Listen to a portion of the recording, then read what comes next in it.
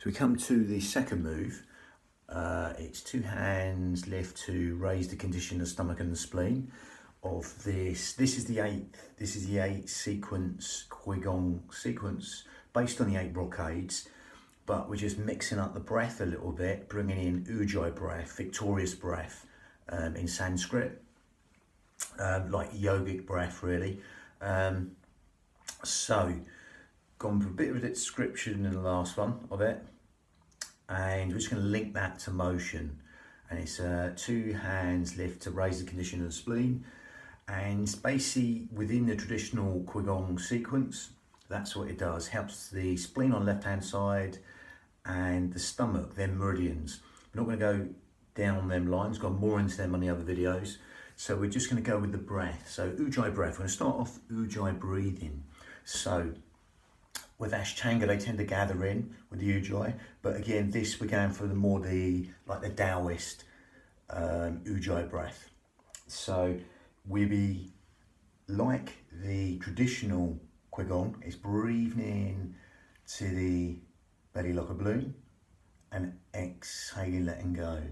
Okay, so again, I'm just overemphasizing that decrease and increase there, but again, that'll naturally happen. Don't force anything there. So we're doing that, but what we're doing is we're not breathing in through the nose. So we are breathing in through the nose, we're not exhaling through pursed lips. We're going to lengthen the out breath longer than the in breath. So it's a smaller filter through the nose. So it's more cleansing breath, but also it's going to lengthen the breath both ways, in and out. I tend to go down the elongating out breath, the hypnotic, just so that brings in the parasympathetic nervous system, all the things you don't think about: sleep, digestion, rest and relaxation. But it will lengthen the breath both ways, in and out. If you want to make the out breath longer, then you can do that. Allow that simplicity to relax the mind. If it's too much, then don't go there. But again, just going to go through that breathing. So let's go through this. So we're going to do ujjayi breath. That stimulates the thyroid gland, which helps with weight control, etc. Gives the mind something to focus on. So starting off, we're going to start breathing into that belly like a balloon. You can fill up from the bottom all the way to the top, and it'll come all the way up into the chest and then back down. Okay, again, that's overemphasizing it. I'll probably go in a lot more detail. I might do on another video, but again, breathe into the belly like a balloon, and then you'll naturally go up here, also into the upper chest, then from the upper chest all the way back down. But basically, if that gets too complicated, breathe into this belly like a balloon and exhale, let go, and you'll see that natural rise and fall. So as we're going to do this now, we're going to breathe in through the nose and exhale through the nose. Now again, we're going to bring in ujjayi breath. We're going to grip at the esophagus here, and what we're doing is we're pulling up from the perineum. Okay, again, and as we do this, we grip at the esophagus and we're going to make this sound. Again, if it gets too much, all the details, leave the others out and just go for breathing into the belly like a balloon. You can't go wrong. Okay, as long as you are breathing, that's the most important thing. Okay, so again, breathing in through the nose. Now, to start off with, we're going to open the mouth and go.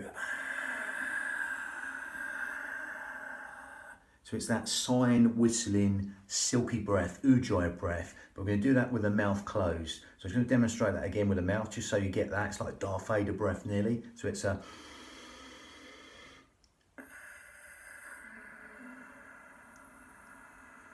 It's like a soft, sweet, sighing, whistling breath, ujjayi breath, victorious breath. That's going to help us lengthen the breath, especially the out breath, but again, all of it. Not necessarily that, but again, just stay with that for a while, and then we're going to close the mouth. So it's going to sound like this. In through the nose, and in out through the nose.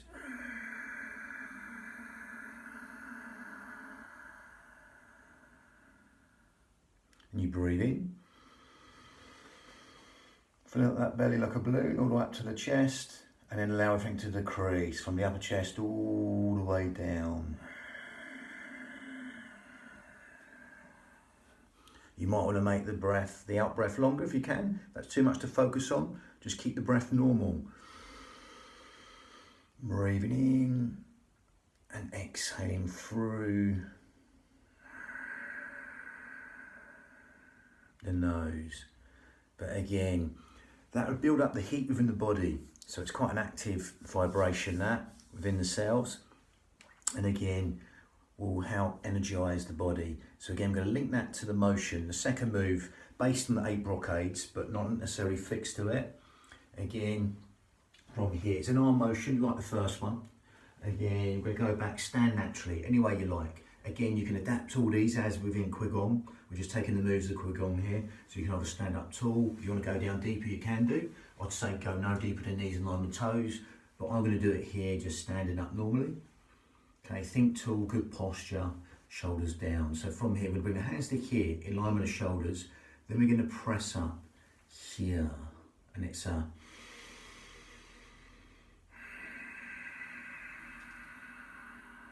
So we're going to breathe in, hands come in line. Watch these, okay? A lot of us are overactive in the upper traps. Keep your shoulders down and push up. Again, we swap over clockwise and anti-clockwise. We breathe in, then we exhale here. Take the hands back. It's always good to get a stretch of these hands. We use them a lot, phones, computers, etc. They get very tight, these finger flexors.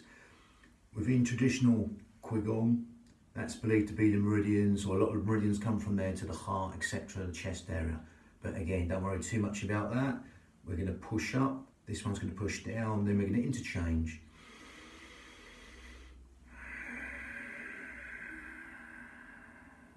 Breathing in, make sure the shoulders are down there, and exhale, push up. Now to make this a little bit yogic, optional, totally optional, you can breathe in and exhale, push over. Again, if you want to come up here on the toes, you can do. Get this lateral line of the body, triceps there, and teres major muscle here, the obliques, external obliques, even slightly these muscles down here, the ITV bands if you're leaning over. But again, if you need to support yourself, then do that, or don't come over this far. Okay, and then you're gonna breathe in, exhale. You just be here or stand here like normally, or just come over. Get a little bit of a stretch on these obliques. A lot to do with the walking gait, these are, the obliques. So they really help your walking gait. It's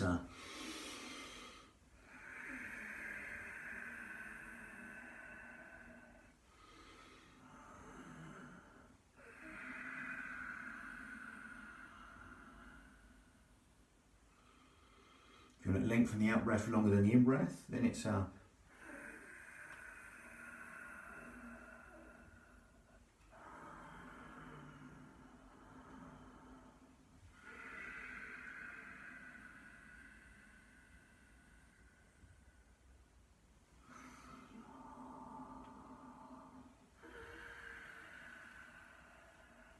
but again, get lost in the breath, the motion, the movement, and just link and calibrate and synchronize that breath with the motion, integrate the breath with the movement, and just be aware of the sound. If you can't get that sound from the back of the throat, then just breathe. You can't go wrong with breathing. I'm just adding different types of breathing in because nothing's set in stone. And when anyone tells you these are just motions, we just move, we're just using them in different ways. And that's got ujjayi breath in, which is like yogic breath. So we've got number 3, which is drawing the arrow to let the arrow fly. Drawing the bow to let the arrow fly even. That's number 3, based on the 8 brocades. Or taking an arrow to shoot the golden eagle. Again, it's mixed up a little bit, their names, different forms, you know, slightly different, the wording, but it doesn't really matter. Lovely, that was number 2. 3 next, bang.